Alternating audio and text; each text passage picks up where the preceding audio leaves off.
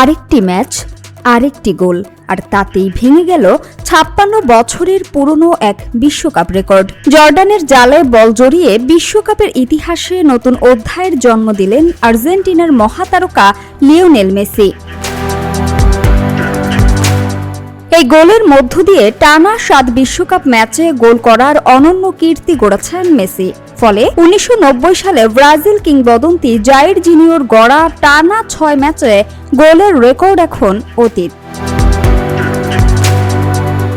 মেসির এই অবিশ্বাস্য যাত্রা শুরু হয়েছিল ২০২২ সালের কাতার বিশ্বকাপে। অস্ট্রেলিয়া, নেদারল্যান্ডস, ক্রোয়েশিয়া ও ফ্রান্সের বিপক্ষে গোল করে শুরু হয় সেই ধারাবাহিকতা।